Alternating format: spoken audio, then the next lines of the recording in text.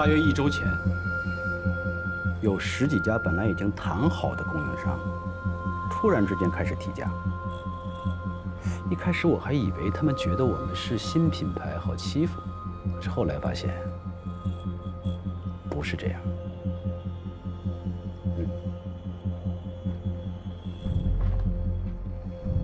这是一家床上用品的厂家给我们提供的报价。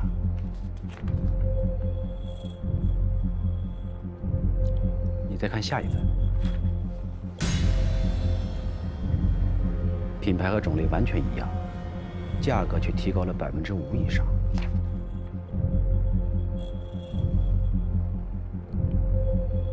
价高的这一份是君来嘉选提供给供应商的，条件是只允许给君来嘉选供货，不允许和其他平台合作。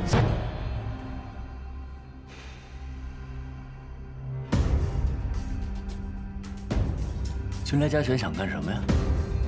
要恶意竞争吗？不止这样，就在这家供货商给我们提供报价后不到1天，君来嘉选的人就主动找上了他。你不觉得很奇怪吗？价格不是唯一，君来才是嘉选。是不是我们的？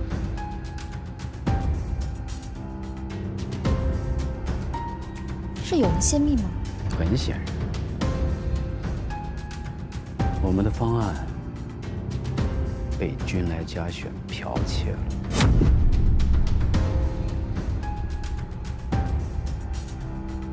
你怀疑是我们泄密？当然了，不是你们泄的密，难道是我吗？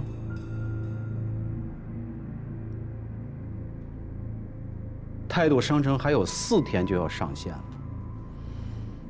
我今天这么急着来找你们，就是要向你们宣布，为了安全起见，我要求 DL 退出。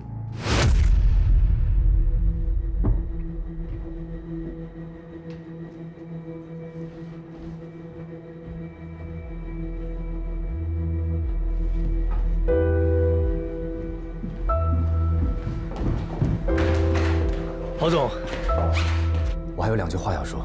我们 DL 从来都非常注重保密，泰斗商城这件事情只有我和江总2个人参与，你应该相信我们俩是绝对不可能泄密的。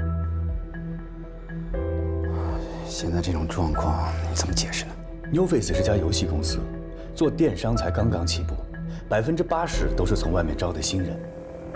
我觉得如果有内鬼，你们内部的嫌疑更大。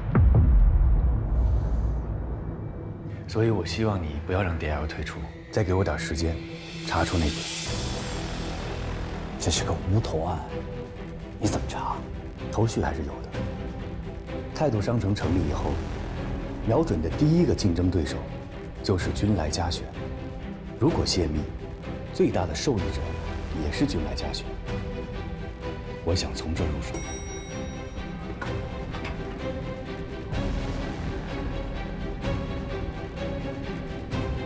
OK， 我等你消息。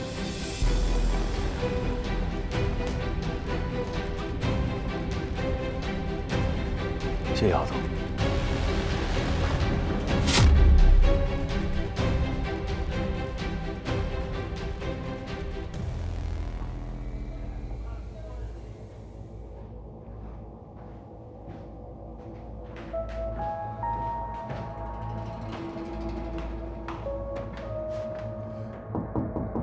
大林，哎，师兄，你怎么来了？咱不是约好今晚上课的吗？不好意思，我真忘了。进来坐吧。哎，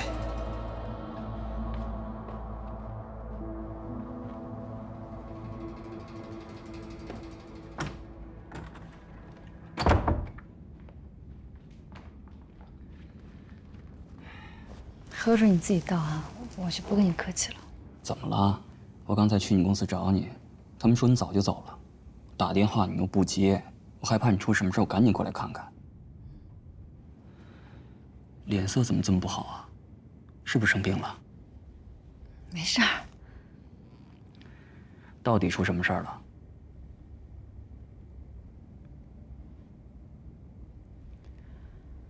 态度商城的方案被人泄密了，我真的是太冤枉了。态度商城是 New Face 的全资子公司 ，New Face 是我们的大客户，君来嘉选跟我们有什么关系啊？我们为什么要出卖态度商城呢？现在他们什么都不管，把所有的责任就扣在我们身上，说是我们的问题，真的是太好笑了。先别着急啊，我想问一下，你们自己内部查过吗？或许真的是有可能，是你们自己人私下拿了竞争对手的好处。师兄，你别再逗我笑了好吗？这个案子一直以来都是我和魏哲亲力亲为的在做，没有人知道啊。我是我们公司的总裁，魏哲是合伙人。俊来家想要给我们多少钱呀？我们要出卖自己的公司。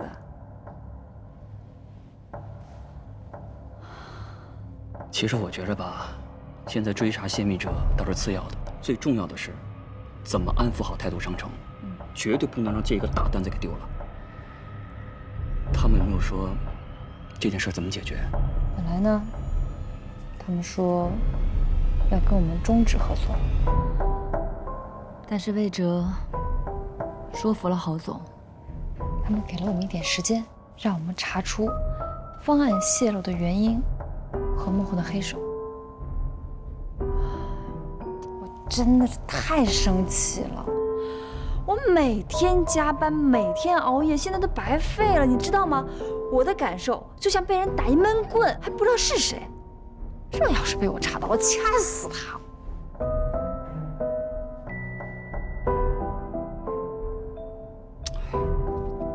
行了，你别生气了啊，不是有魏哲的吗？一切事情都能搞定。你吃饭呢吧？吃不下，我给你做点。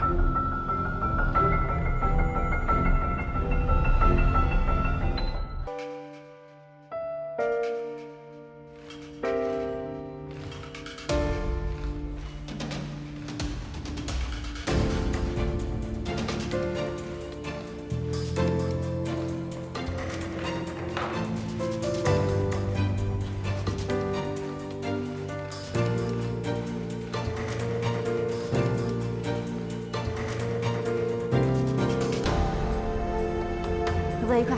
合作愉快。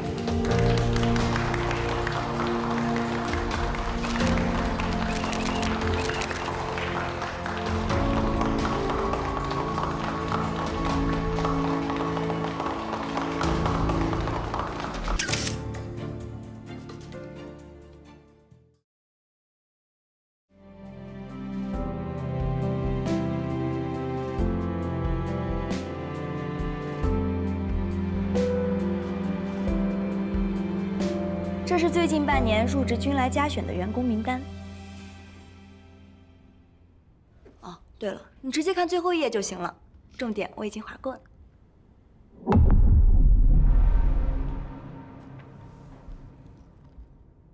老大，你可真神了，你猜的全中。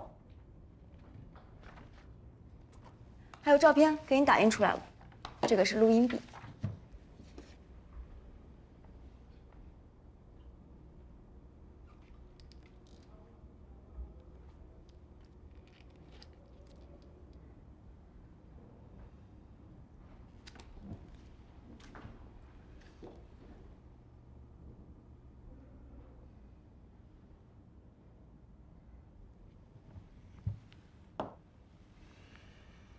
这下总算证据确凿了吧？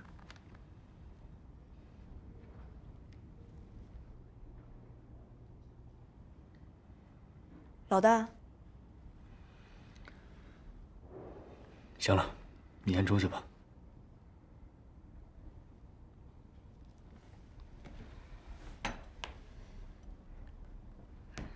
老大，你让我干的我可都干完了。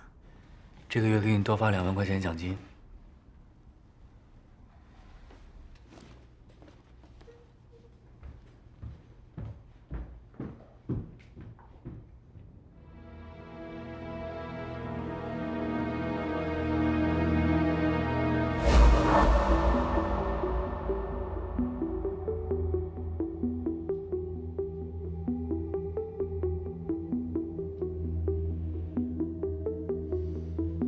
你说话呀。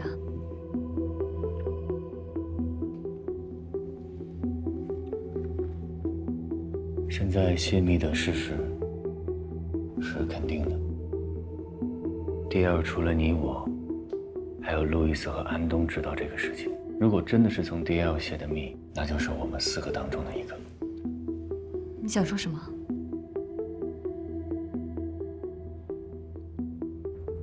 我想说这件事和你有关。我？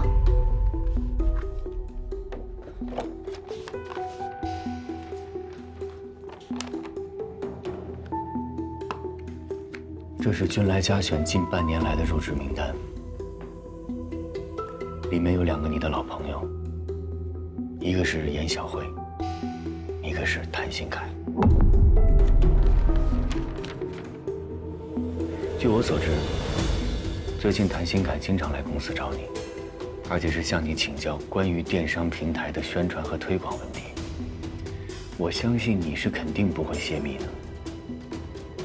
但是有没有可能你无意中说到了什么相关内容，让谭鑫凯知道？毕竟在恋爱中的人，智商有时候是偏低的。如果我推测的有道理，那谭鑫凯就是除我们4个以外，唯一有可能知道态度商城方案的人。因为态度商城的上线，影响最大的就是君来嘉选，而谭鑫凯偏偏又去了君来嘉选。这让我很难不怀疑他。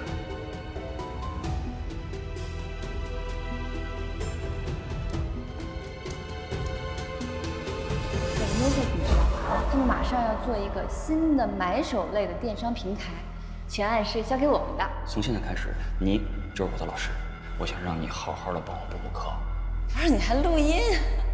我们给他们设计的理念就是，面对商品、商家以及客户，一定要做到有选择、有要求、有态度。本来呢是我们有态度，还好我反应快，瞬间就把我们给擦掉了，变成了有态度。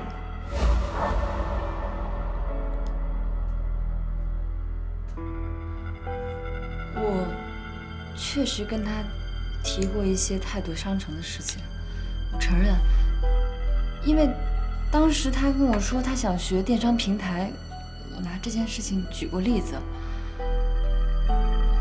但我绝对不相信谭鑫凯会泄密。小丽是奶粉的事件之后，他在飞扬集团做不下去了，他确实跟我说过，他要找新的公司找工作。找工作？他知道你接了态度商城的案子，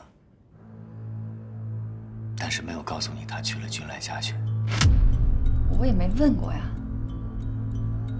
如果就凭这个，你来怀疑是谭鑫凯泄的密，这跟之前小丽是奶粉的标书被剽窃，你怀疑他，这不一样吗？结果呢？你有什么充足的证据啊？那我来告诉你结果。我已经去过了印刷公司，那里的工人告诉我，是谭鑫凯让他们多打印了一份，所以我推测，那多打印的一份标书就是谭鑫凯送给民事公关的。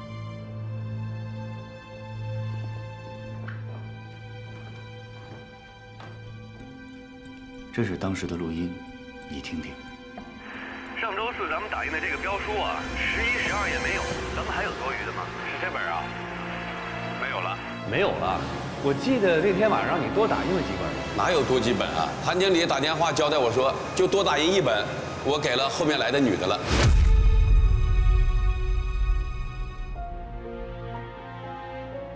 你怎么不早告诉我？如果我当时告诉你，你也会像现在这样问我：你有充分的证据吗？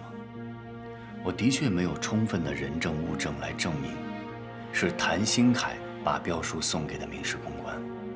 你还记得吗？提案的那天，你和郝总聊得很兴奋，还临时改了 slogan。你看这样怎么样？有态度。郝总非常的满意，还夸奖了你。后来谭鑫凯来公司找你，正好我把你叫出去了，所以当时会议室里只剩下谭鑫凯一个人。你知道他做了什么吗？当时会议室的写字板上还留着你向郝总讲解的内容。谭鑫凯拿手机把他都拍下来了。很不巧的是，路易斯刚好路过，他也把谭鑫凯拍下来了。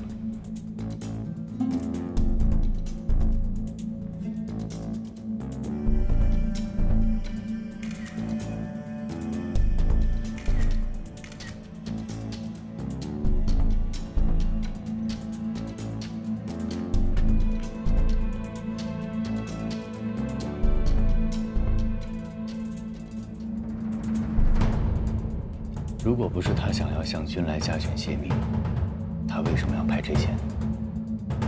他难道不知道这些是商业机密吗？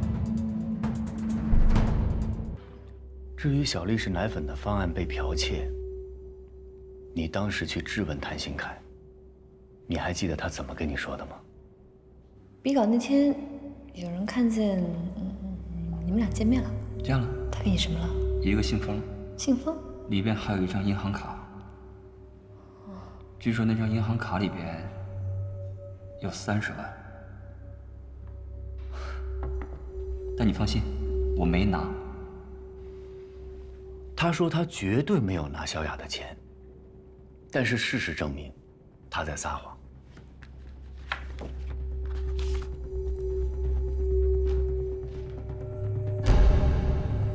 他收了那张卡。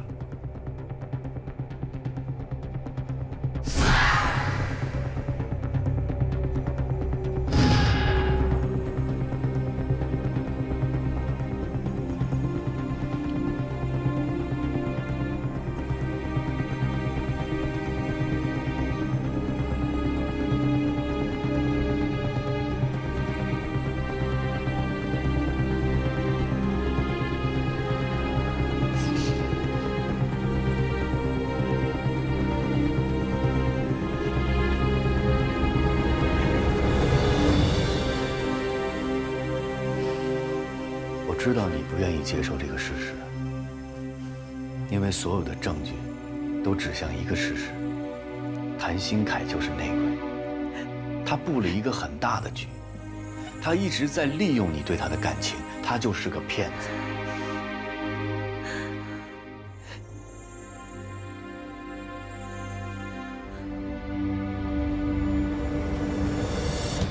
如果你还是不肯相信我有个办法，能让你看到真相。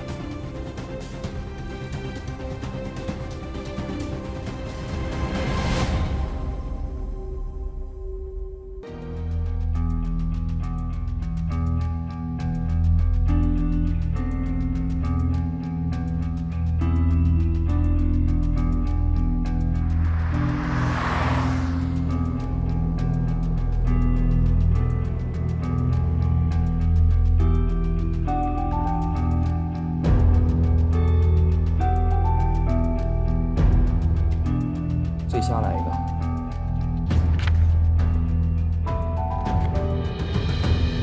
蟹黄豆腐。好，先这样，谢谢啊。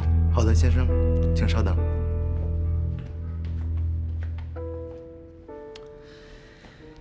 今天啊，我特意点了几个本帮菜，你给我鉴别一下，到底地不地道。哎呀，说说，咱们多长时间没有在一起吃饭了？最近有点忙。我知道，态度商城的事儿弄得你加班加点的，还得给我上课。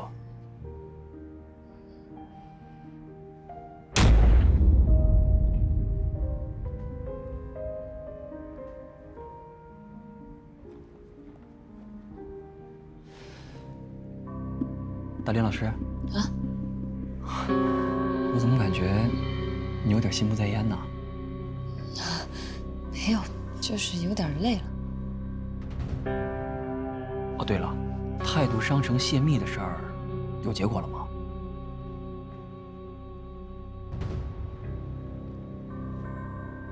他们查出来了，和我们没关系，是他们内部自己人泄的密。哦，那这么说，还是由你们公司继续跟进是吗？我走到哪儿，我都能看到态度商城上线倒计时的广告，尤其是地铁站、机场，还有商业中心。哎呦，那真是铺天盖地，声势浩大呀！听说态度商城还要投放1个亿的红包呢。对，这次他们确实投入的挺多的。这么大的手笔，肯定能抢到很多客户。抢客户，我们不担心，就是有一个问题。什么问题啊？没什么。你看，你跟我说话怎么还吞吞吐吐的呢？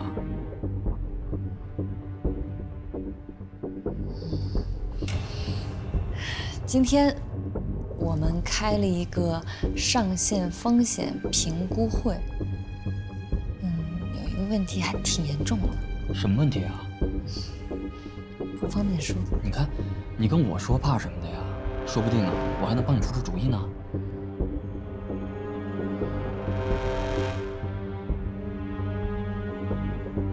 是这样，现有的服务器容量不够，一旦出现大客流，就有可能宕机。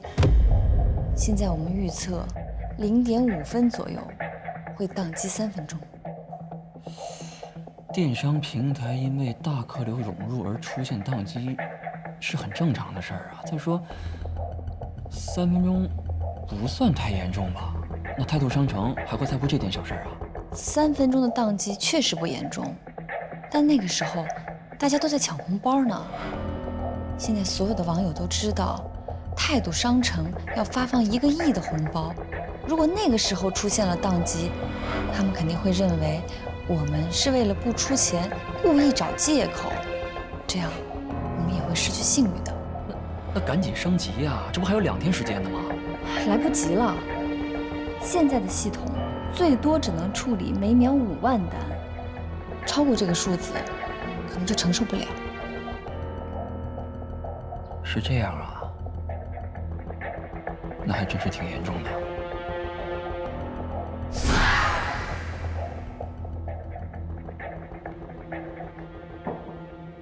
确实可能有内鬼。我们已经锁定了一个怀疑对象。谁？暂时不能告诉你。我想了个办法，能让他现形，但是我需要你们的配合。没问题，说吧。我记得你说过，你们的服务器带宽不太够，所以一旦出现瞬间的访问量激增，就有可能出现宕机的情况。我已经给他放了消息，告诉了他，态度商城的活动会在上线后0.5分左右，因为带宽的问题出现3分钟的宕机。这怎么能说出去？如果被军来加选的人知道了，那还得了吗？这个消息，我只告诉了他一个人。如果军来加选的人知道了，只有可能是他泄的密，这就是铁证。我总不能为了抓一个内鬼，把整个平台都毁了吧？这万一军来加选的人利用这次机会攻击我们，我怎么办？你不变应万变。态度商城的这次危机，也许会变为转机。怎么说？路易斯，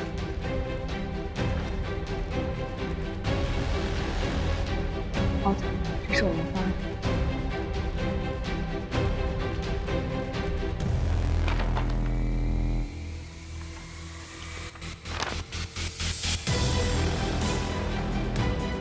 如果一切顺利，态度商城将会安然无恙。我要让军来加选设计的惊喜变为惊吓。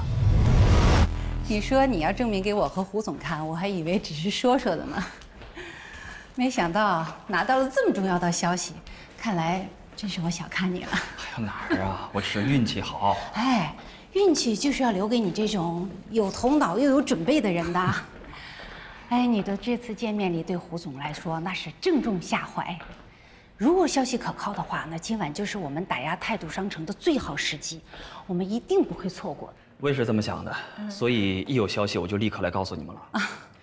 虽然说态度商城来势汹汹吧，但是如果一开始上线就出师不利，想赢得客户的好感，那就太难了。是啊，反正这次啊，也算是立大功了。胡总可说了，过了今晚就推荐你为市场总监，还不止这些呢，还有30万奖金和期权，这下你满意了吧？哎呀，跟上这么大方的老板，看来今后我呀只能拼命了。当然了，还得感谢您严总，谢谢严总。哎呦，行了行了，别严总的叫了，今后你也是谭总啦。以前咱在飞扬算是上下级关系，但是今后在这里就是同事啦。说不定将来你再升职，我还要靠你提携。哎呦，严总，你就别逗我了，你这哪儿的话呀？我说的是真的。你看你年轻，有思想，又有冲劲儿，当然了，还有手段，好好干，前途不可限量。行，那谢谢严总。哎呦，谢谢您，谢谢严总，谢谢您。那我先走了啊。好，再见。慢走，慢走，慢走。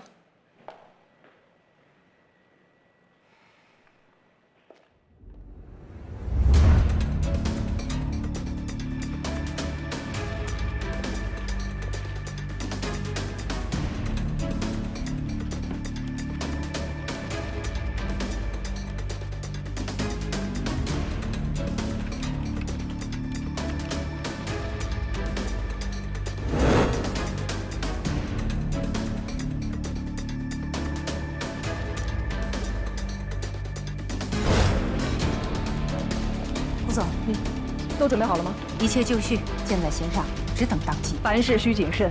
虽说这条消息是谭新凯从江达林那儿套出来的，我们还是得多留一个心眼儿，看不到他们真的当机，所有的稿件千万不能发出去。知道。俗话说，进攻就是最好的防守。我倒要看看态度商城能有什么态度。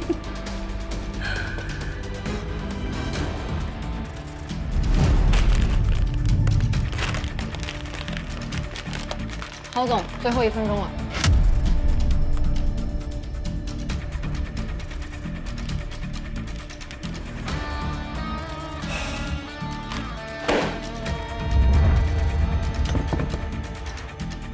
还20秒了。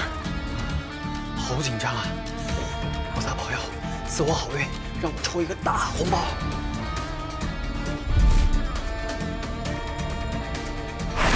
开个！5、4、3、2、1，耶！注册成功。这么大的折扣啊！开始买啊！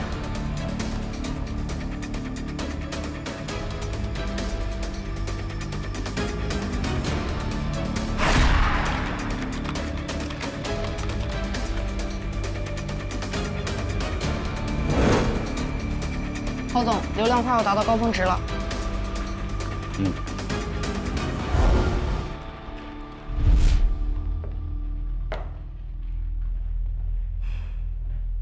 还真当机了。好的，行，再见。胡总，今晚和明早的发稿全都准备好了。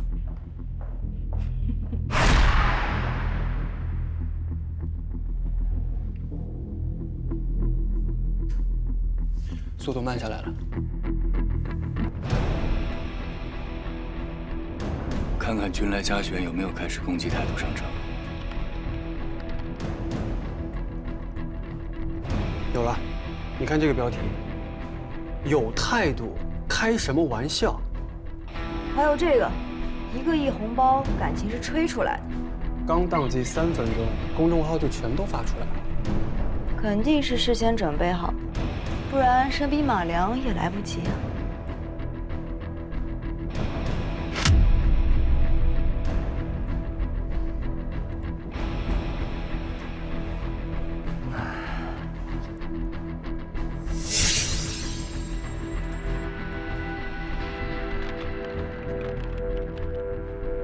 准备红包雨。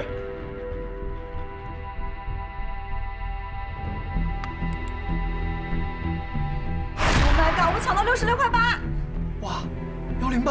哎，我抢到了108块。江总，我抢了108块。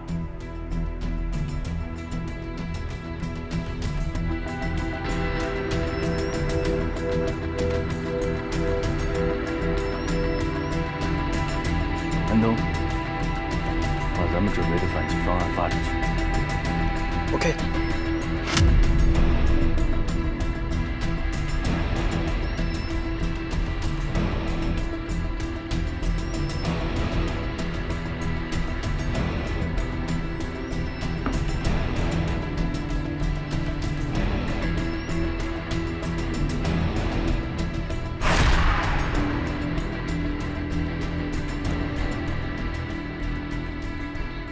怎么开始投放红包了？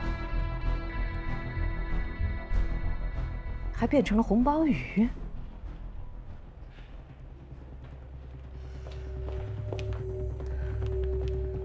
胡总，态度商城的页面恢复正常了。什么？不好！赶紧把所有的稿件统统撤下来，快去！大家把稿件赶快撤下来！哎，行，快点啊！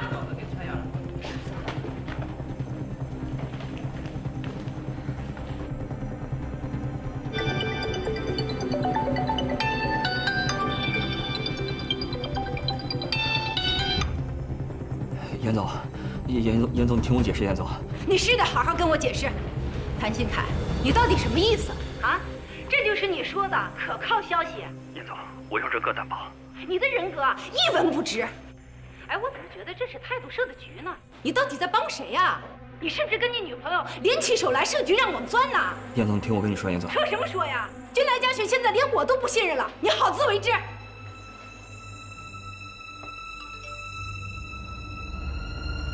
我们在1天前就完成了对服务器的全面升级，但是由于数以亿计的网友同时抢红包，造成了3分钟的服务器延迟。但是我们马上就以红包雨的形式回馈大家。我有一个疑问，就在我们3分钟宕机刚刚结束的瞬间，君来嘉选的微博就发文安慰攻击我们，朋友圈的帖子也开始转了起来，而且内容正好就是在吐槽我们家宕机和发红包的。我想问问君来嘉选，你们家的编辑都是未卜先知还是怎么着？做生意敢不敢有点底线？这么做是不是太不厚道？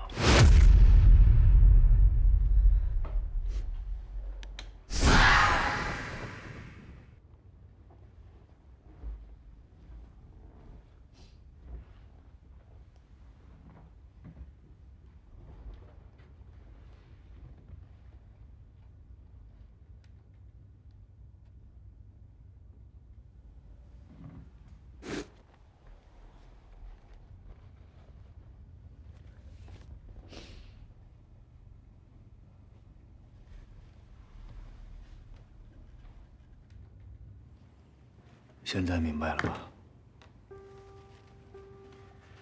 真相总是很残酷的。你早就应该听我的，离那个姓谭的远一点。蒋大林，我知道你现在心里很难受，你听我说。能不说吗？你一定很得意吧？没错。事实又一次证明你魏哲真的很英明、很伟大，我江达林很失败。你就是想告诉我这些吗？我承认我蠢、没脑子，一个男人是喜欢我还是想利用我，我都看不出来。我还怎么管理一个公司？我还走哪都说我是D L的总裁，我有脸吗？我怎么说我是你的学生啊？对不起，魏哲老师，我给你丢脸了。别动我！你冷静一点好吗？我没有要埋怨你的意思。是啊，你没有埋怨我，你就是这样呀，高高在上，云淡风轻。我真的很讨厌你，我觉得你比那个谭鑫凯更可恶，你就像看戏一样在看他耍我。现在戏演完了，你是不是很过瘾啊？我曾经无数次的跟你说过，谭鑫凯心术不正，我让你离他远一点，你听吗？我因为这个事情专门去找过你妈，你却反过来质问我，咱们能不能讲点道理？我不讲道理，我没脑子呀，我怎么听？我拿什么听？我就是这样一个人。我为了他，我还跟你吵架，你当时就在看笑话吧？我还跑去跟我妈吵，我简直就是脑子有病。我觉得我真的很没用，我的公司还得靠你来帮忙。我找了一个男朋友，还得你来告诉我他是什么样子，我一事无成。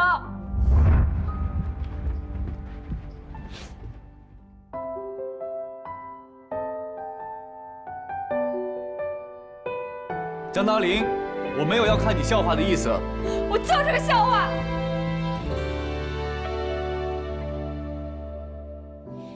那些没说出口的话，最后猜对了吗？回到爱最我见到你的第一面，就成了我永远抹不去的记忆。很多次我在梦里都能看见你，你用那犀利的眼神在注视着我。跟你分开这么多年，我一直都在想你。升不升职，当不当官，这都不重要，只要踏踏实实的看着你，勇敢的追求你，这是最重要的。我喜欢看你工作的样子，清爽大方，有种知性的美。既然我喜欢你，我就要勇敢的表达出来。我决定，从今天开始，每周来你们公司一次，而且是大大方方的来。我要让你们公司所有的人都知道，我在追求你。咱们地位悬殊很大，但我无所畏惧。我有能力改变我自己的人生，我也可以让我爱的人幸福一辈子。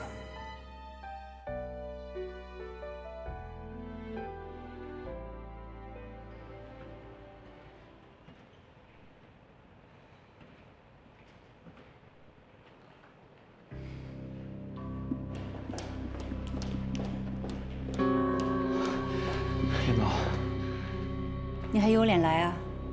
你知不知道，就是因为你，我们公司都成笑柄了。严总，你听我解释，严总，我也是被陷害的。你被陷害的，那人不是你女朋友吗？是，她是我女朋友，所有的消息都是她告诉我的。可是，我没想到她会这么骗我呀！行了，我们不会再相信你说的任何一个字。严总，你看您这么说，您就真的冤枉我了。为这个事儿，我跟他彻底闹掰了。你就别解释了，就是因为你，胡总现在连我都不相信了。你别急，我跟胡总解释去啊。你解释什么呀？现在没有人愿意听你解释，到此为止，以后别再来找我。严总，你的意思是，我不能来军来加选了是吗？严总，之前市场总监的位置我可以不要，但是咱们说好的那个市场部经理的位置，我还是可以接受的。我求你了，严总，给我一次机会，我求求你，我求求你了。你是不是疯了？哪个公司会要一个内奸？我告诉你啊，你做的所有的事情，我们都已经发布到网上了。要不了多久，你在上海不会有立足之地。看在咱们俩曾经共事的份上，我劝你离开上海。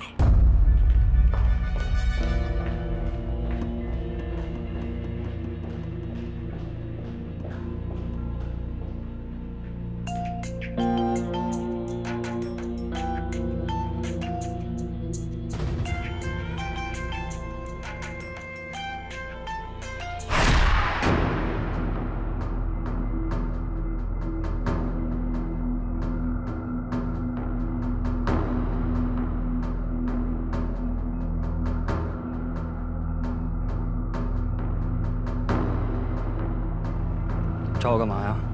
为什么？什么为什么？为什么把我的方案给明示？为什么要挖我的墙角，搞垮我的客户？为什么要利用我？你这么做都是为什么？你哪儿那么多为什么？我不就把你们公司的方案给别人了吗？谁不这么干呢？啊？你知道严小慧问明世拿多少好处吗？我告诉你，人家直接拿分红。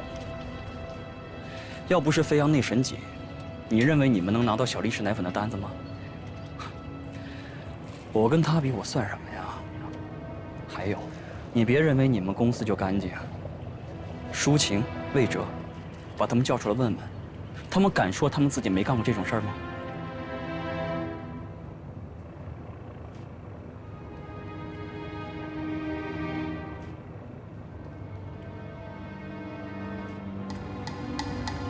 这样？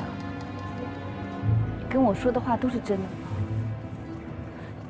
你口口声声说喜欢我，可为什么要做伤害我的事情？我对你说的话都是真心的，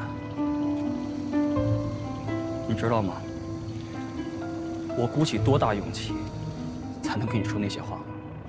既然老天让咱们重逢了，我觉得是他给了我一次机会。蒋大林，你愿意做我女朋友吗？我不知道。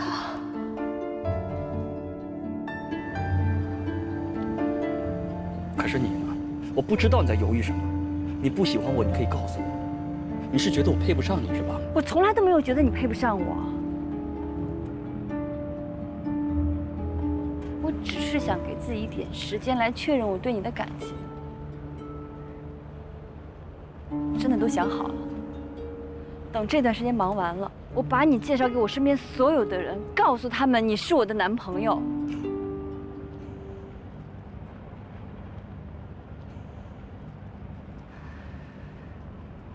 现在想做我女朋友了，你不觉得一切都晚了吗？蒋大林，一切都结束了。我真的不能理解。我知道你渴望成功，可是世上有那么多条路走，你为什么非要用这种方式？你以为只有我选择了这种方式吗？在你眼里，那些所谓成功人士的经历都干净是吗？就像圈地时代，资本家在积累财富的过程当中，都沾满了受剥削人的鲜血。在我眼里，你们这些成功人士没有一个是干净的。你认为你的父亲就干净吗？我告诉你，蒋大林，我变成这样，都是因为你。你天天盼着我们把小丽氏奶粉给你们公司，你是总裁，你考虑过你给我什么好处吗？飞扬内审来了一个新老板，我不得不辞职跳槽，这些你都知道。你问过我吗？关心过我吗？主动说给我介绍一份工作吗？没有吧，都是靠我自己打拼出来的。我拿泰斗商城的机密去找君来嘉许，我最起码能换来100万的奖金和一个市场总监的位置，我凭什么不干？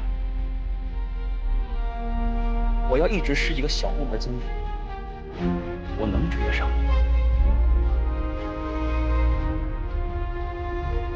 咱们的命运不一样，你生下来就有一个亿万富翁的爹，就算他跑了，他一样是亿万富翁，他一样给了你很多股份，你一样是第2的老总，这就是咱们的差距，你知道吗？你别太过分了！我太过分了。还有一个人更过分，那就是你的妈妈李月如。我站在那儿，她就像训狗一样训了我半天。你为了能在这个大城市找到自己的立足之地，把家人接来，过上安稳的生活，已经拼尽了全力。我相信你一定是你父母的骄傲。虽然你们现在互生好感，那是因为你们把自己最好的一面展示给了对方。但是时间长了，琳琳就会发现，你们原本就不是一样的，你们根本就走不到一块儿。你太接地气，太实际了，而他的思维方式根本是另一个层面的。不过我真的很感谢他，他点醒了我，他让我知道什么是现实。你知道他还说什么了吗？相信我，即使你让他站在了婚礼上，我也会让他离开。我真想试一试，我看他有没有这么狠心。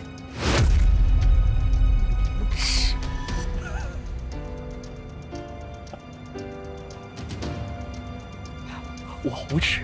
我怎么无耻了？这一切都是靠我自己打拼出来的。江大林，你别再装什么无辜纯洁了。泰斗商城所谓的那些机密都是你编出来骗我的。我对你那么好，你骗我骗得一点情面都不留，你还说我无耻，还有你那个爹上亿的资产，说挪用就挪用，你凭什么说我无耻？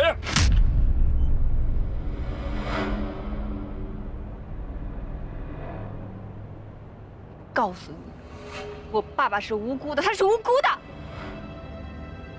你爸是无辜的是吗？让他站出来呀！别玩人间蒸发。打也打了，骂也骂了，拜你所赐，我的工作也泡汤了。江大林，咱们两群了。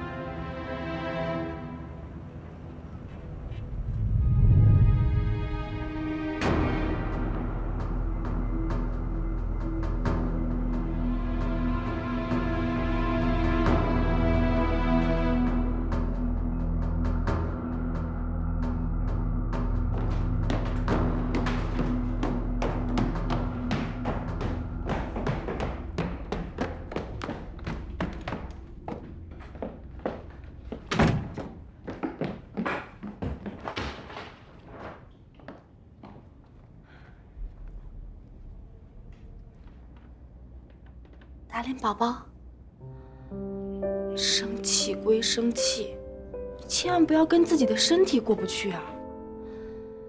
你说你都1天没有吃东西了，我给你买了思念金牌虾水饺，1只水饺1只虾呢。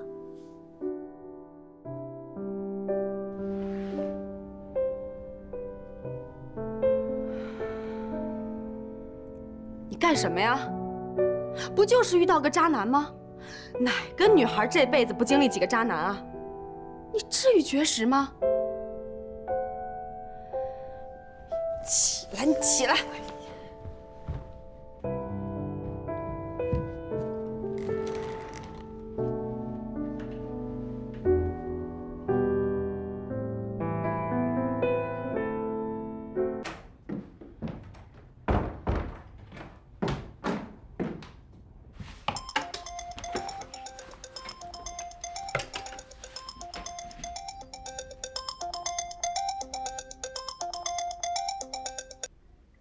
喂，魏哲老师，10万火急，江大林已经1天都没有吃东西了，也不说话，根本就不理我。我现在能想的办法我全都用了，我是没招了，只能请您出山了。好，我马上来。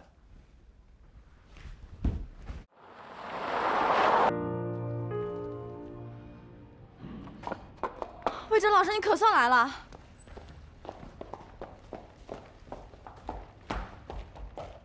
江达林以为自己是植物，晒月光就饿不死。你在外面待着，我一个人进去跟他谈。孤男寡女共处一室，不好吧？听你的意思，我会跟江大林发生些什么事吗？那我干嘛不能一起进去啊？少儿不宜，而且你不是我的学生，禁止旁听。就你们俩还少儿不宜呢？一个初恋失败丧成这样，一个……这样最好。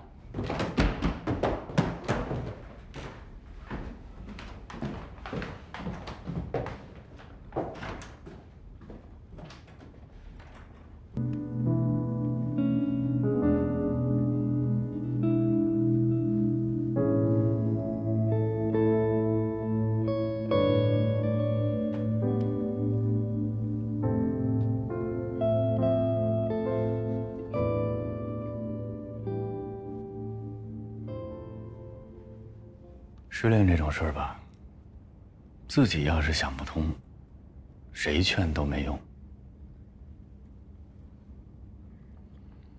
我来呢，就是想问你几个问题。你现在这个样子，你是因为跟谭鑫凯分手了而难受，还是因为你觉得你丢了面子而难受 ？OK， 我们换一个问题。你真的爱过谭鑫凯吗？如果爱过，从什么时候开始的？谭鑫凯做的哪件事儿，他说过的哪句话，你现在只要一想，心里就难受。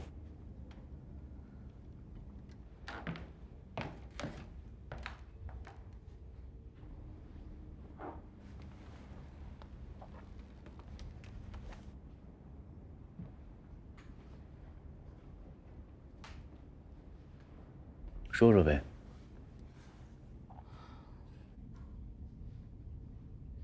上大学的时候，我很崇拜他，他是我的辩论对手，长得没有那么帅，可是我觉得他很阳光、健康，也很努力上进。他的家庭条件没有那么好，但他从来都不抱怨，很努力的追求自己的未来。后来大学毕业以后，他去了深圳，我们就再也没有联系过。我还觉得挺遗憾的。我想过，如果那个时候他跟我说让我一起走，我也许能答应吧。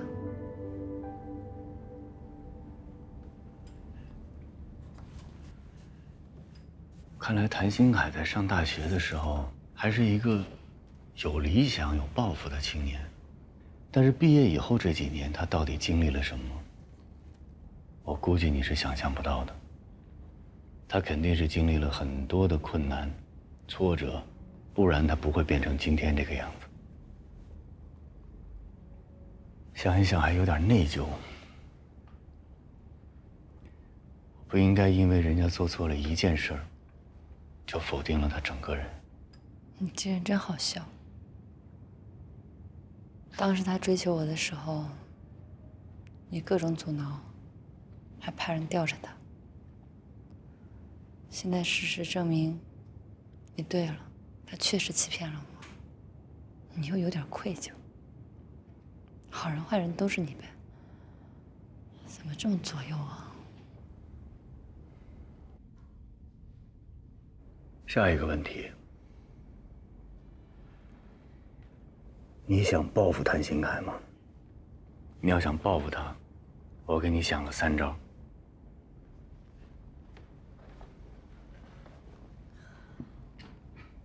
第一招，我亲手执笔写篇文章，标题就是“睁开眼看渣男为了钱不惜出卖女朋友的商业机密”。写完以后，我给他发到网上，然后我雇佣水军大量转发评论，我保证不出明天早上8点，谭鑫凯将会成为全上海最出名的渣男。我保证他1个月都不敢出门。他火了，我也火了呗。那第二招，他现在失业了吧？他是不是得去找工作呀？我就是混市场这圈的，我太熟了。他去哪儿找工作，我就给那公司打电话。搅黄谭鑫凯的工作，是我魏哲未来3年的工作计划的一部分。闲的。那可就剩第3招了，看看。我的美丽，你的灵魂，寻找知心爱人，非诚者。这是一个不太正规的交友网站，我要把谭鑫凯的联系方式放在上面，或者我贴到火车站去。我贴满全上海所有的公共厕所，我还要让所有上过厕所的人都认识谭鑫凯，甚至有想给他打电话的冲动。什么死招？我算看出来了，得罪谁都不能得罪你。也许你要渣起来，比谭鑫凯还要渣。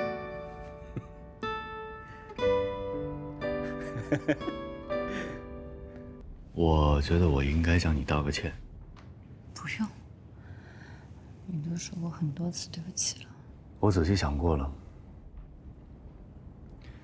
我呢，一直觉得我对你是有责任的，不是因为你是我的学生，更重要的是，你父亲是姜元鹏，我的老师，所以，你要是不快乐，我就会觉得有点内疚，我觉得我对不起你的父亲，以至于我平时干涉你太多，但是我的本意是想保护你。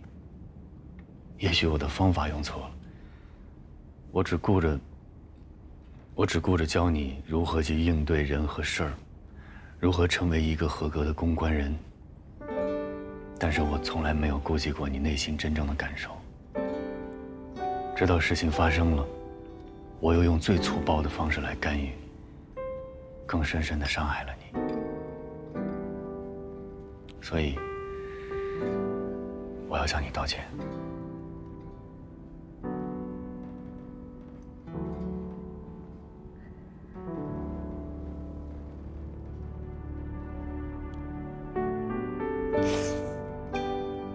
呀，这是怎么了？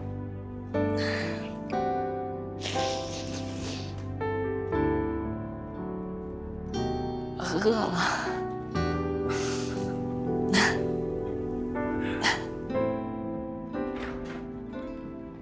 怎么样？馄饨脱了，再去给他重新买一份。他愿意吃东西了？他说他饿了。不可能啊！以我屡试不爽的恋爱经验，我嘴说干了都没有用，你怎么可能20分钟就搞定了？因为我是魏哲。佩服，魏哲老师，要不干脆你也收我当学生算了。不行。为什么？你已经百毒不侵了，没有任何继续教育的价值了。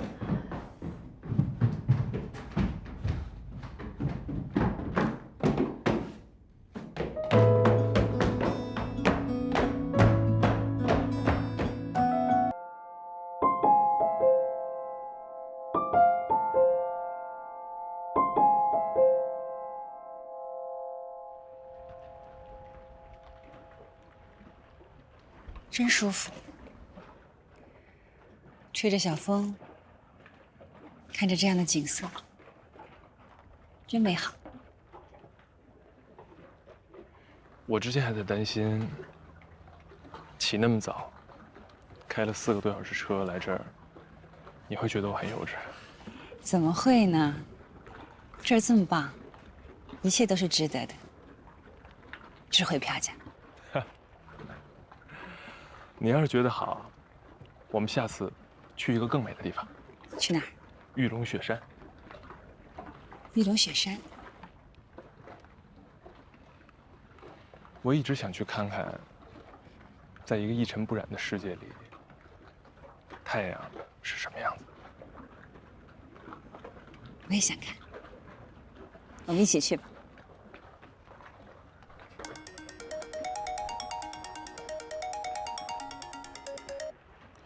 喂，涂总。Stella， 这么早打扰你，方便说话吗？没关系，你说。江总，魏哲，信天翁航空的涂总联系我，说他们的空乘人员打了乘客，信天翁方面已经报警了，只是立案走法律程序需要时间。但他们今天10点半有一个非常重要的发布会，所以在这之前，你们必须协助他们进行调查。在发布会之前，打人事件无论如何要有一个初步结果，否则信天翁无法面对媒体。很抱歉，事先没有跟你们请假。昨晚我出趟远门，暂时赶不回来，所以只能拜托你们，在警察处理结果出来前，帮助信天翁渡过难关。这个视频转发已经破15000了，而且网友一面倒的批评空乘过分。照这个趋势下去，8点以后破5万转发肯定的。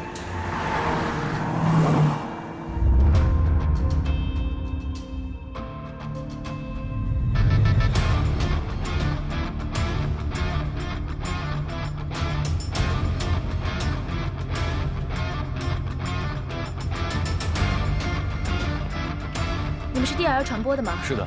涂总等你们很久了，这边请。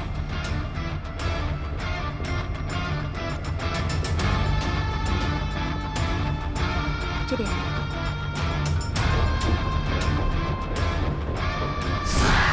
我们已经报警了，事情发生的太突然了，我们没有任何准备。目前被打的乘客施强已经在医院接受治疗，我们有专人负责陪同，其他的机组人员都在公司，可以随时接受你们的调查。我想 Stella 应该跟你们已经说过了。今天上午10点半，我们公司有一个非常重要的新闻发布会，将会对外公布信天翁航空会开通10条国际新航线，这是我们公司今年的头等大事，不可以有任何差错。但是现在出现了沉着打人事件，我怕新闻发布会上记者会抓着不放。这是我给你们准备的资料。根据 Stella 的要求，我还给你们准备了一个临时办公室。从现在开始，信天翁航空对外媒体沟通工作就全权委托给你们了。还有3小时10分钟。我是不是给你添麻烦？没有，有魏哲和江大林在，你可以的。工作来了，是不是就没有心情看美景了？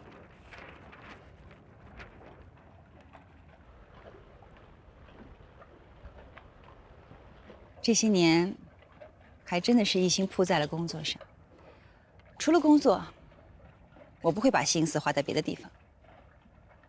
因为我认为我无可替代，独一无二。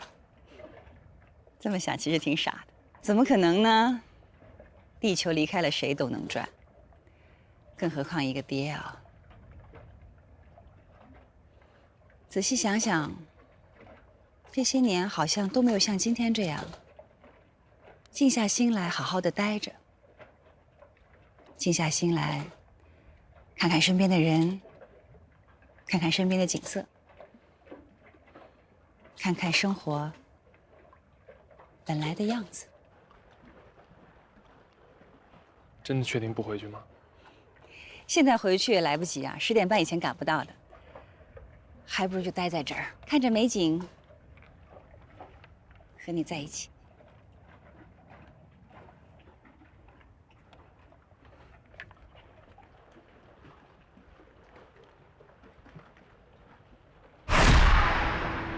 陈卓，民航大学空乘专业毕业，2014年加入信天翁航空客舱部，2016年成为头等舱乘务员，连续3年被评为优秀乘务员，还拿过金信天翁奖。陈克施强今年39岁，在一家基金公司从事外汇期权交易。他是信天翁航空的金卡会员，请看事发视频。昨晚11点10分，在延误2个多小时后，机场通知乘客登机，然而因为机械故障依旧无法起飞。直到今天凌晨2点20分，乘客被告知离开机舱，此时乘客已经等待超过4个小时。可是当大部分乘客回到候机厅时，乘客施强突然和空乘陈卓打了起来。再放一遍。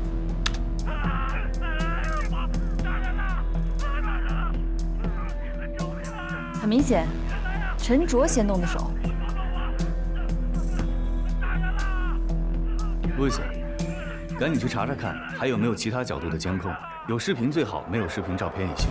安东，去找一下陈卓的空乘培训师，了解一下他平时有没有什么心理问题或者暴力倾向。收到。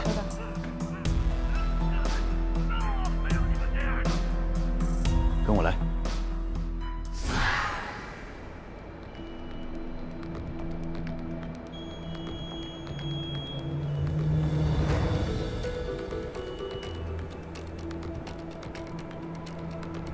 空乘不同于其他的服务行业，在几万米的高空作业，除了身体素质，还需要经过严格的心理培训和测试。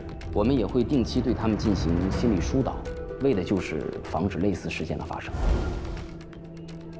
你好，你好，我们是你们公司聘请的公关顾问。你好，你好，请坐吧。有几个问题我们想问一下你。不用问了，人是我打的，是我的错，我违反了航空公司的制度条例，我愿意接受公司的一切处罚。那你为什么打人呀？他下飞机的时候嘴里一直不干净，我看着烦就把他打了。白主任，还有其他位置的视频吗？就这些了。机舱里有监控吗？除了特殊机型，普通民航客机基本都不安装监控。在飞机上的时候，你和施强有没有过什么争执，或者是施强对你有没有什么过激的言行？没有争执。他下飞机以后嘴里一直骂骂咧咧的，我看不惯。您别再问了，事情就是这样，我没控制好自己的情绪，道歉也好，赔偿也好，停飞也好，我认。陈卓的心理测评一直都很稳定，不然他也不可能连续3年被评为优秀乘务员。其实这件事情发生后，我挺震惊的，这不是我认识的陈卓会做出的事情。那如果让您分析陈卓打人的动机，您觉得会是什么？做乘务员的第一守则就是绝对不能和乘客发生冲突。通常一个人被困在机舱里这么长时间，难免会心浮气躁。前年别的航空公司也发生过类似的情况，结果一查呀，是那个空乘有幽闭恐惧症，才导致的情绪失控。这次这个陈卓呀，我估计也差不多，不然谁会好端端的把人打成那样？你说是吧？无头无尾的，这架打的也太蹊跷。要不你问问同一航班的其他乘客，指不定有谁闲着没事拍点照片，录点视频。现在不都说有图有真相吗？他们在飞机上整整待了4个多小时，要是我呀，也会拍个照片发个微博什么的。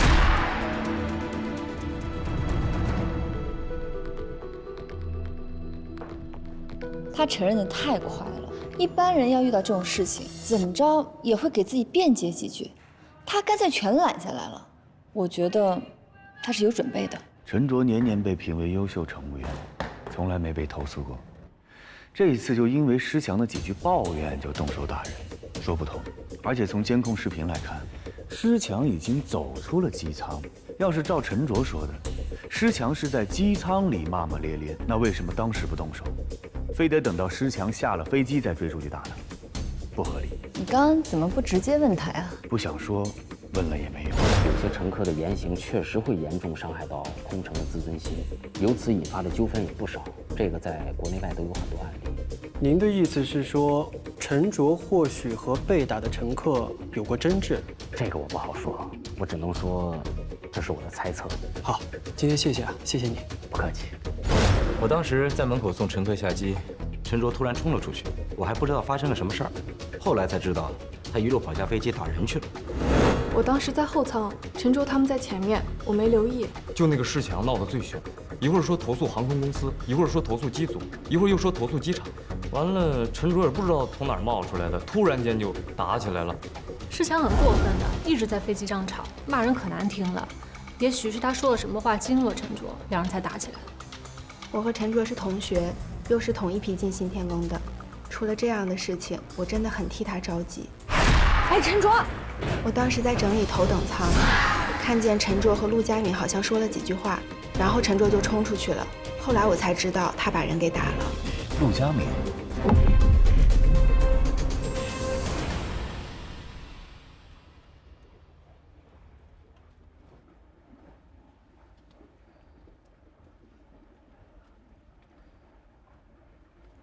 我睡了多少时间？20分钟吧。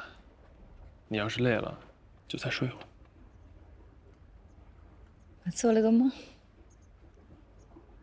我梦见我们俩去了玉龙雪山，看见那里的蓝天白云，山野上五颜六色的小花，美极了。然后我就跟你说，我不想回上海了，我想待在那里，一直待在那里。真的？哎呀，竟然会做这样的梦。也许我的内心真的渴望要改变一下生活方式了，慢下来，调整一下工作的发展计划，去感受更加平实的生活。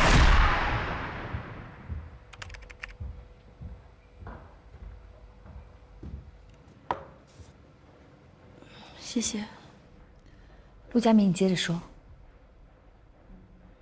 其实你们不必问我，我什么都不知道。我当时在头等舱整理东西，外面发生什么根本不知道。那你和陈卓说什么了？我和陈卓没有啊。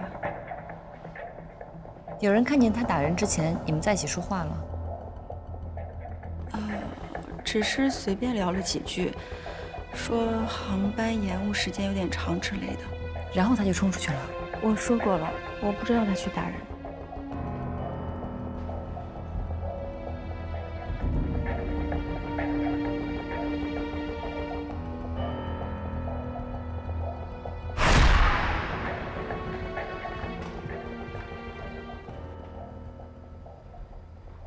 这个陆佳敏你怎么看？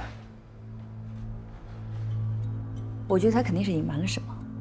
如果真像他说，两个人只是普普通通的聊天，那陈卓怎么会打人？这情绪转换的也太快了吧？而且我记得你说陈卓是在施强下了飞机走远之后冲上去打他的。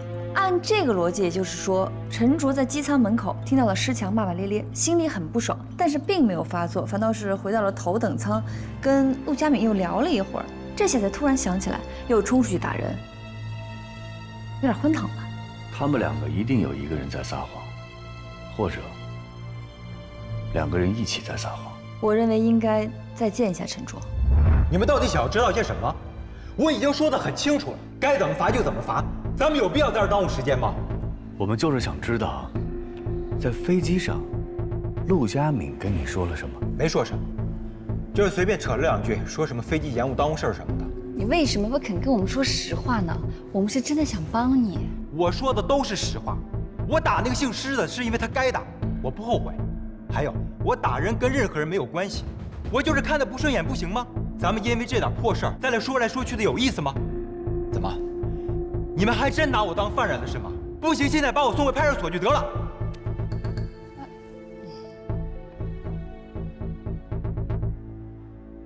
一提到陆佳敏，陈卓就很激动，他好像很怕这件事情牵扯到陆佳敏身上。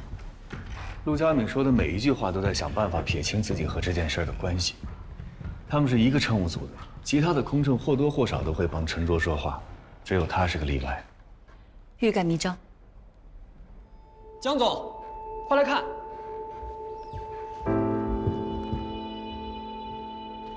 我找到了陈卓和陆佳敏的微博，这是陈卓5年前发的。他俩不仅是同学，而且关系还不错。你再看这一条，他们两个连续2年参加学校的才艺比赛，而且都获了奖。但是奇怪的是，陈卓关注了陆佳敏的微博，可陆佳敏并没有关注他。同学，男同学、女同学还是搭档？现在可以得出2点结论：第一，陈卓绝对不是一个冲动的人，不可能因为几句难听的话就打人，这点空乘培训师可以证明。第二，陈卓和陆佳敏的关系绝对不一般。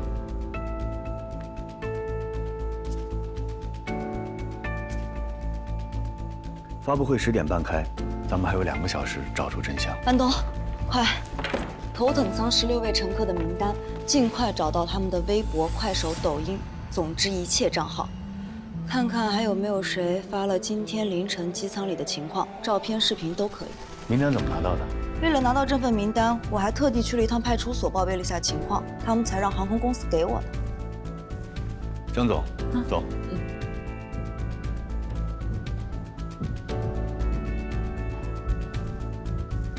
什么意思啊？多给我和安东加点奖金啊！天天加班是该多加点奖金。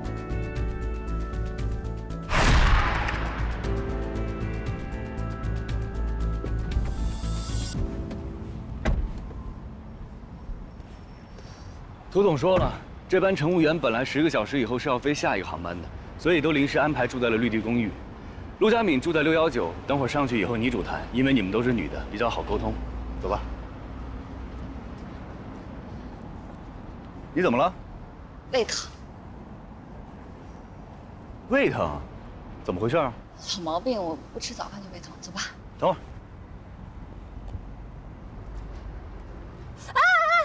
你干嘛？忍一下，这是足三里，专门管胃疼。真假的呀？疼死了！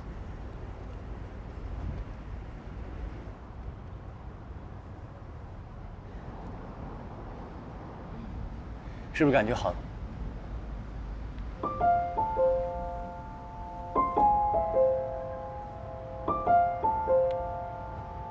我好了。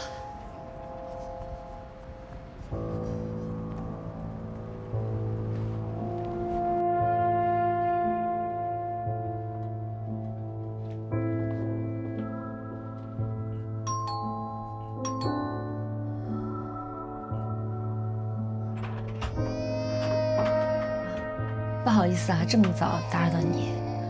怎么又是你们？我已经做过笔录了。哦，还有一些疑问，我们想再核实一下。谁呀？一大早的，一会门铃一会门铃的，孩子睡觉都不知道啊？公司的同事，不好意思啊。对不起啊，这边请了。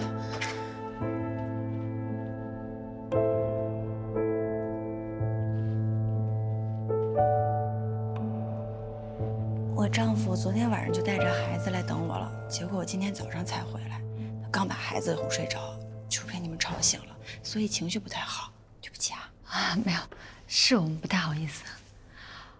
陈卓是你的同学吧？是，只是普通同学关系。那陈卓跟施强在飞机上有没有发生过争吵？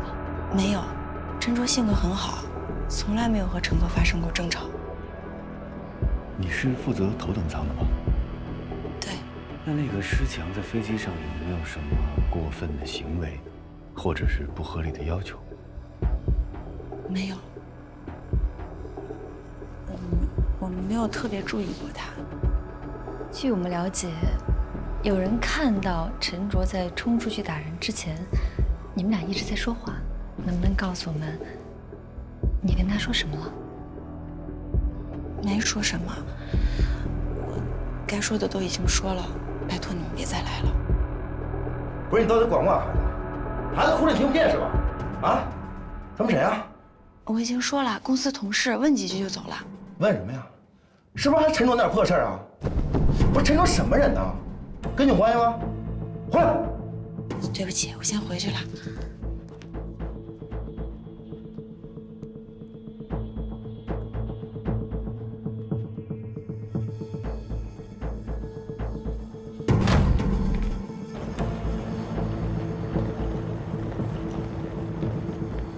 陆佳敏在撒谎，她和陈卓绝对不只是普通同学关系，但她就是不承认。还有她老公，只要一提到陈卓，就充满了攻击性。难道真被我说中了？他们俩曾经是恋人关系，但如果是这样的话，陆佳敏已经结婚生孩子了，按道理说他俩早就断了，这有什么不能说的呢？如果两个人真的彻底断了，你觉得陈卓会因为陆佳敏的一句话就冲出去打人吗？你的意思是？我不知道，所以咱们得尽快弄清楚他们俩到底是什么关系。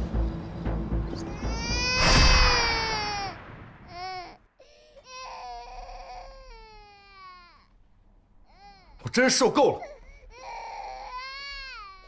自从结了婚以后，你天天不回家，老是在这蒲公英待着。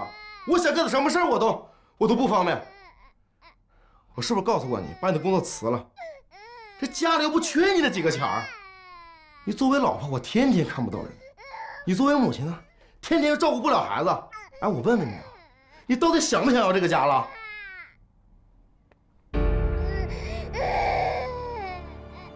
你发什么呆啊？啊？你是不是在想那个什么陈卓呢？我跟你说过多少次了，我跟他没关系了，早就没关系了。没关系？没关系，他们来找你干嘛呀？啊？说话！我告诉你啊，别让我查出来，要是你们有事，跟你们没完。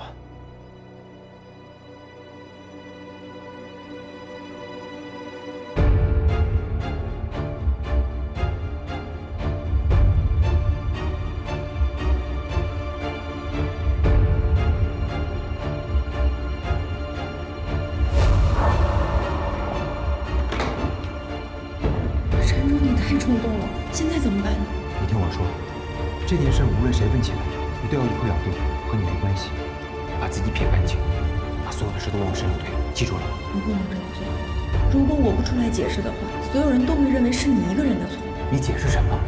空乘把乘客打，那说破了天都是没有道理。处罚是一定的，是或者重点轻点的区别。一旦把真相说出来，不但一点作用没有，反而会给你惹麻烦。这件事无论如何你都不能说出去。否则你老公知道，万一闹了起来，他该怎么收场？你就别让我后悔，自己又干了一件蠢事儿。求你了，好吗？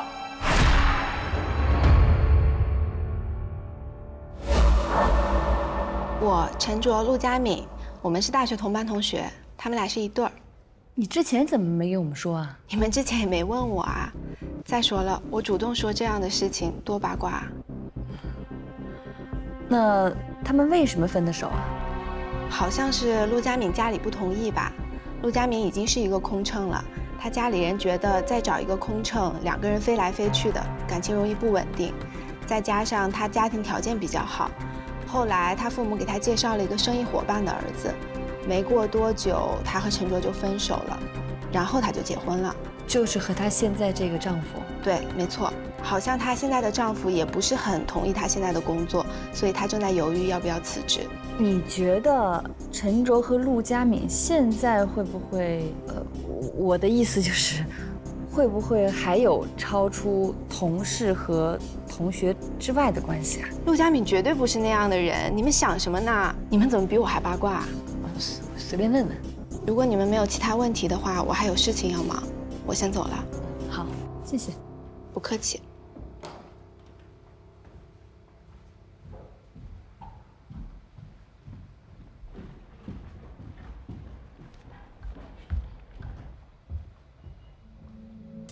你都听到了？之前咱们得到的信息都是零散的，所以看起来没什么头绪。现在我们已经知道陈卓和陆佳敏曾经是恋人，而且陈卓还在关心着陆佳敏，这就够了。所有的事情都串起来了。你还记得陆佳敏脖子上的伤吗？说话的时候，他会不自觉地遮住他的伤口，这就是下意识的自我保护行为。当时我看到他的肩膀上有一片污渍，我还觉得奇怪呢。所以我推测，在飞机上，很可能是施强先和陆佳敏发生了争执，甚至伤害到了他。然后陆佳敏把这件事情告诉了陈卓，陈卓才冲出去打的施强。现在越来越清晰了。涂总，坐。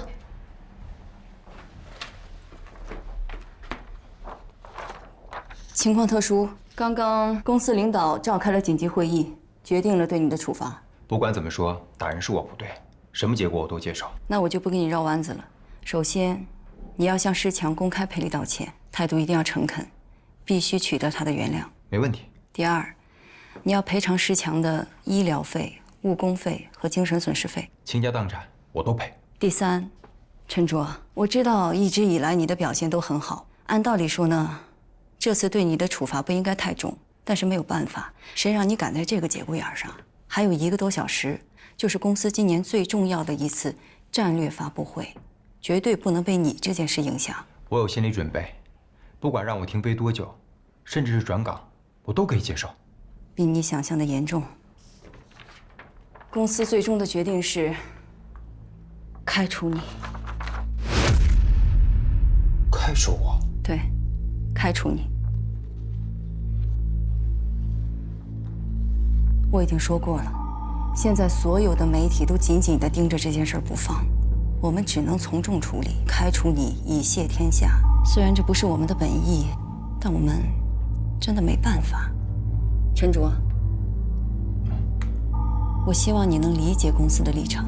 当然了，你为公司服务了这么久，公司不是不讲情面的，在施强的赔偿金额上，公司一定会尽全力为你争取，公司也可以承担一部分。所以在钱的问题上，你不要有太大压力。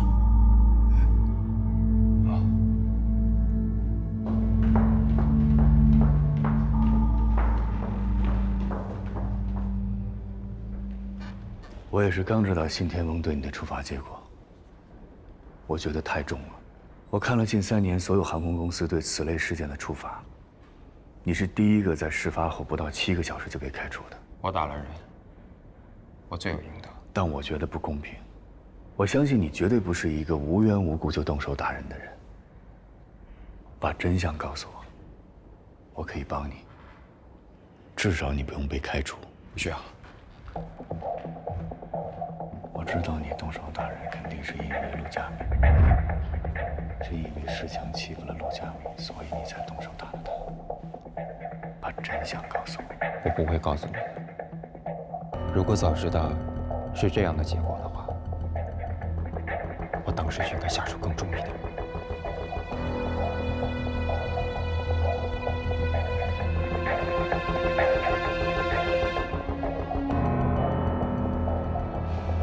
关于信天翁航空 CX316航班空乘打人事件，本公司声明如下：1、6月23日凌晨2点10分，CX316航班的空乘人员陈卓，由于乘客施强抱怨航班延误，殴打施强，致使其身上多处擦伤，和软组织挫伤。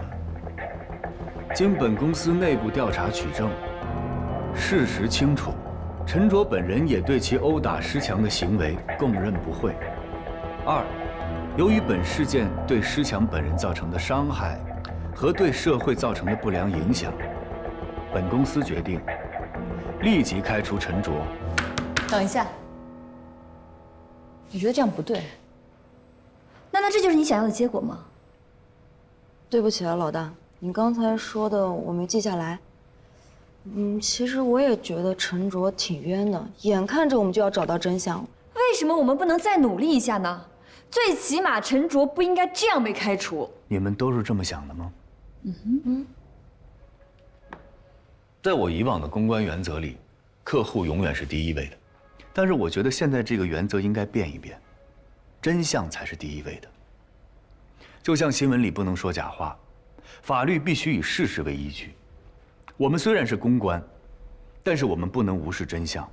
我们应该用我们的力量，让更多的人了解真相。所以说啊，魏哲老师，既然我们的想法一致，那你为什么不阻止他们出这个声明呢？我虽然是你的老师，我也承认在这个原则上的改变是受到了你的影响，但是你不要高兴得太早。现在不是我们要隐瞒真相，现在是当事人要隐瞒真相。或许陈卓真的有难言之隐，但我们无论如何，我们已经离真相越来越近了。我们真的不应该放弃。也许他真的有隐情，我们就应该还他一个公道。但也许我们努力了之后，结果跟我们想的不一样，我们白忙活了一场，但起码我们也是问心无愧。我也想问心无愧啊！你看看现在几点了？离发布会还有1小时10分钟。如果发布会之前我们找不到真相，陈卓被开除是铁板钉钉。你告诉我该怎么办？江总，这段视频我发现，你看，这段视频虽然没有拍到施强和陆佳敏，但是你看旁边这个小男孩，他一直坐在施强的斜后方，并且一直用 DV 在拍。从他的角度，应该能拍到施强，我们就能看到真相。找到这个小孩，就能知道他拍的到底是什么。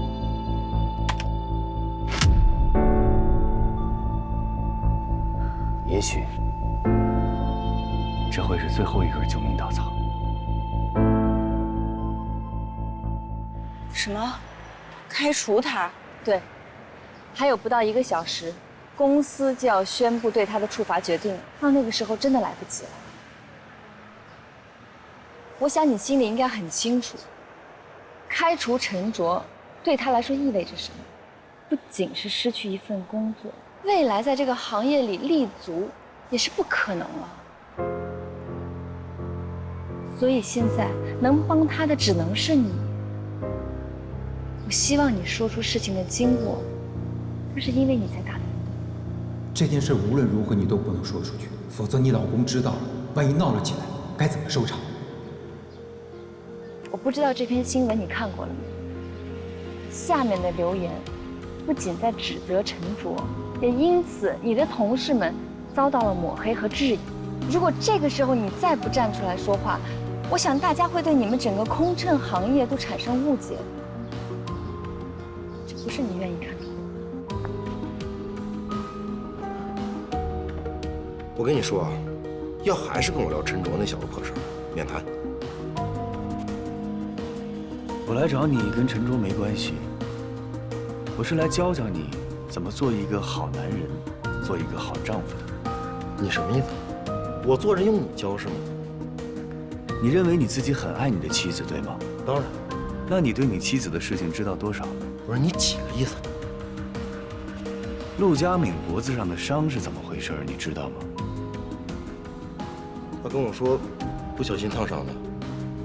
怎么了？他在骗你。陆佳敏脖子上的伤很可能是被乘客打的。谁啊？你告诉我是谁？施强，就是被陈卓打的那个人。你和陈卓是大学时期的恋人吧？你老公也对你们现在的关系心怀猜忌，所以你不愿意跟这件事情搭上关系，这就是原因，对吗？可是你想过了没有？你们越是这样躲躲闪闪，你老公越会怀疑。光明正大的，害怕什么呢？其实我也是最近才想出了一个道理。我们这一生中会遇到很多很多的难题，逃避不是解决问题的办法，而唯一的办法就是勇敢地面对它，克服它。最后，你在心里问自己一个问题：如果陈卓因为你被开除了，你会后悔吗？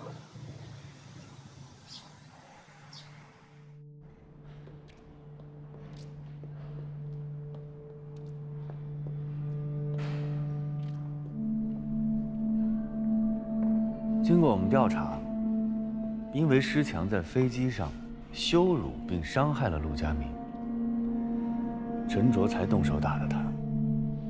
就是因为你一直怀疑陈卓和陆佳敏有感情，陈卓现在宁愿被公司开除，都不愿意供出陆佳敏。陈卓和陆佳敏谈过恋爱，这是事实，但是谁没有过去呢？一个男同事看见自己的女同事被别人欺负以后，挺身而出，陈卓有什么错呢？就是因为你的小肚鸡肠。陆佳敏现在拒绝出来作证，陈卓正在遭受着非常不公平的处罚。你是不是应该要好好检讨一下自己啊？我说的话也许不中听，你可以信也可以不信。就像陈卓和陆佳敏的关系，你要是心里放不下，谁给你解释都没用。陆佳敏现在要面对2个男人。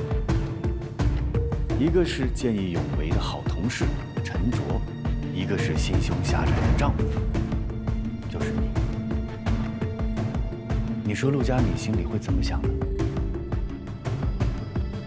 我要是他，我会瞧不起你的。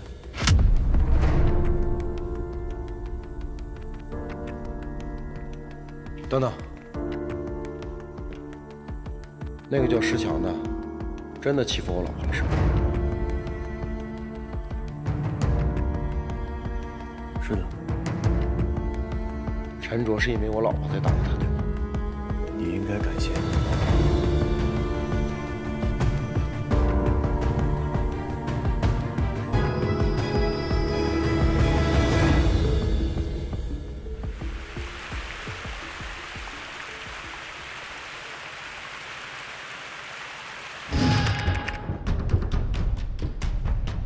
你们到哪儿了？还有20分钟发布会就开始了。你别催了，现在我们真机快往那赶。我不管，现在人命关天，你们来了，这发布会结束了，再有证据也没用了。赶紧的！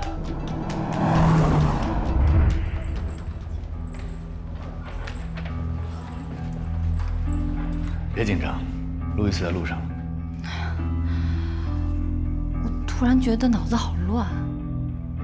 我一直在想，陈卓所做的一切就是为了保护陆佳敏。可是，一会儿事情的真相被揭开了，也许陈卓能够得到大家的原谅，也许不会被开除，但是他们俩的感情怎么办？大家是不是能够理解陈卓的行为？尤其是陆佳敏的丈夫怎么看待啊？你怎么看待他们的感情？说实话，我挺佩服陈卓的，自己爱的人已经选择了别人，可是他还用这种方式默默地牺牲自己守护他。我不相信陈卓对陆佳敏没有感情了，可是陆佳敏已经结婚了，他这个感情就是对的吗？很多时候，感情是没有办法拿对错来衡量的。或许陈卓还喜欢着陆佳敏，但是他从来没有做过破坏陆佳敏婚姻的事情。他只是把她当作好朋友，只是想默默陪伴她而已。越是知道这些，越是心疼陈卓。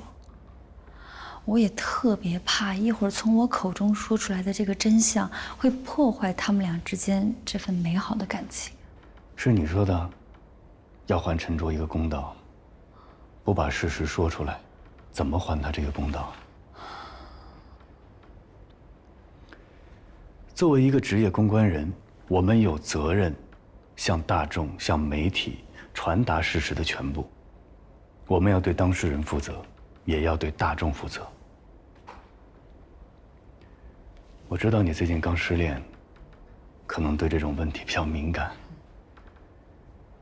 但是你要记住，在公关事件面前，人是最重要的，也是最渺小的。因为你代表的不是你自己，而是真相。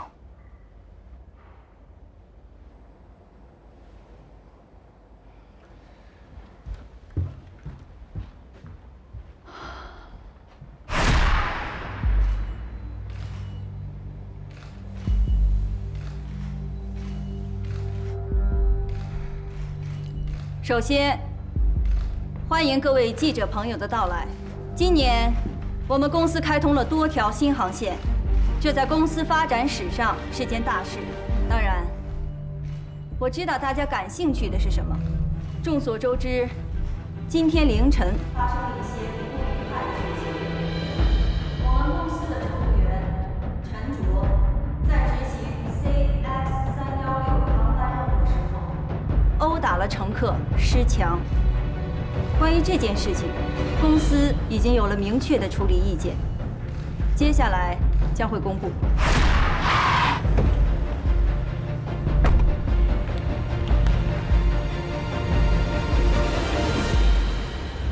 老大，拿到了。开拍。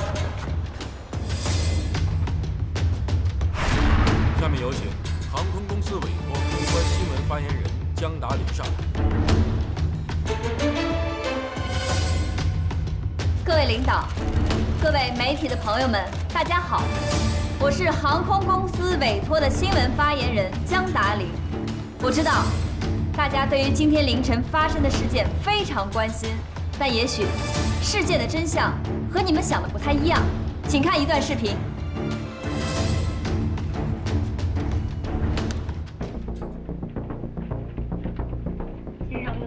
到底几点起飞？不好意思，还得等通知，请您稍等。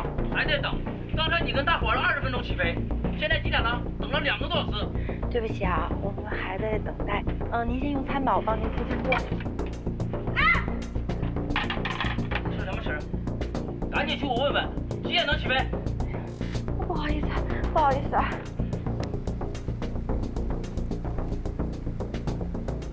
感谢这段视频的提供者 CX316的乘客，他拍的这段视频，才让我们了解了整起打架事件的来龙去脉。下面，有请当事人之一的陆佳敏上台为我们讲述事情的经过。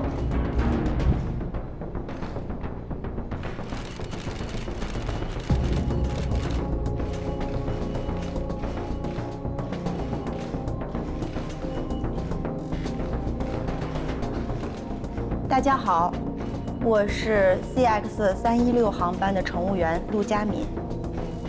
由于航班延误，乘客失强、脾气暴躁，多次对我进行骚扰。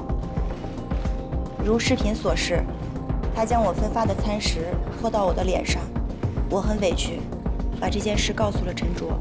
怎么样？没事，就是烫了一下。你怎么早说？也没多大事。大女人，她个流氓！哎，陈卓。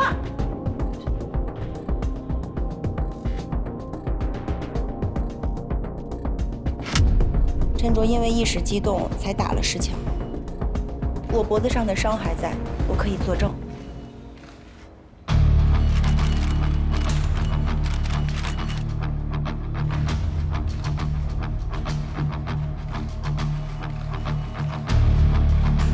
这件事不是陈卓一个人的错，我愿意跟他一起承担责任。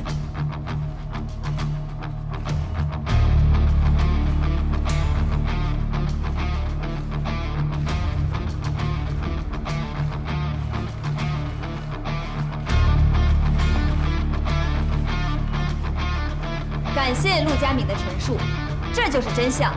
我们对这起打架事件表示遗憾，我们谴责一切有损航空安全的暴力行为。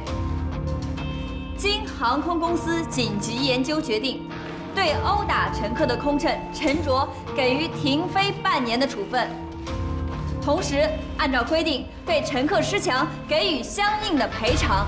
另外，我们确认了乘客失强在飞机上故意骚扰、伤害空乘陆佳敏，导致陆佳敏颈部、手臂多处受伤的事实。对此行径，航空公司已经报警，要求失强公开向空乘陆佳敏道歉，赔偿相关的医疗费用和精神损失费。航空公司也已提请民航局将失强纳入旅客失信名单。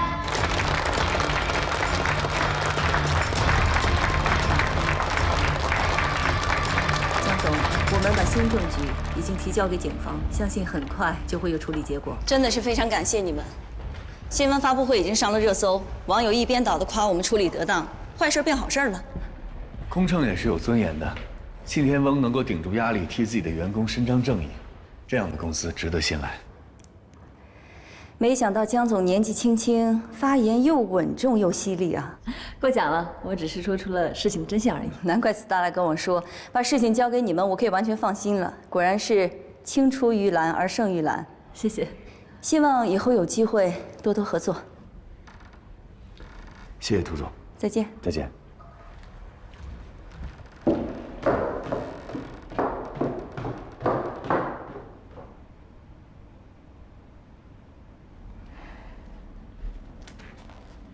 那就说再见吧。陈总，你是个爷们儿，我谢谢你。不用这么客气，都是我应该的。不管谁遇到这种情况的话，都不可能视而不见，只不过是停飞半年而已。我可以接受。陈总，我想和你单独聊两句，你下去等我一下。好，陈卓，谢谢你一直以来对我的照顾，给你添了不少麻烦。祝你以后幸福。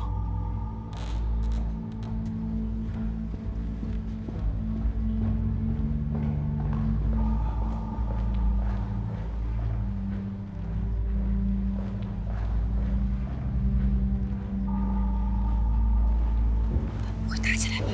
你想知道吗？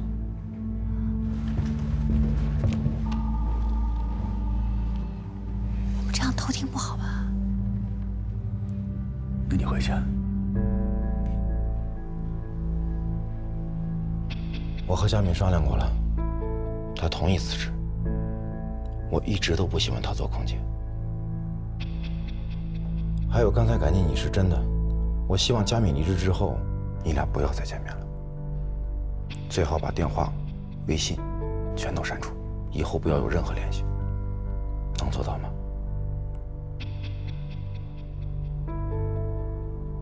你还是不相信我？我是不相信我自己。我是真的想和佳敏好好过一辈子，不想有任何人捣乱。如果你真的为她好，最好听我的。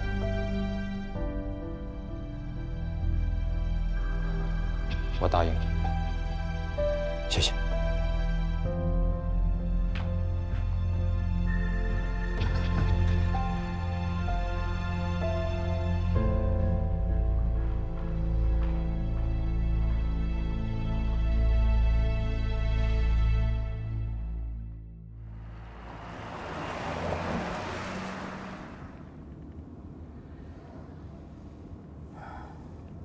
感觉这一上午4个小时过得特别漫长，像1个世纪那么久。其实陆佳明也挺幸福的，有这样一份爱默默守护着他。我也能看出来，陈卓好像到现在都没有放下陆佳明。该放下的就得放下，你说对吗？嗯，没错，该放下的必须要放下。工作呢是治愈伤痛最好的良药，所以我要拼命努力。这也是你这么认真工作的原因吧？什么意思啊？我努力工作可不是为了聊情商，不像某些人。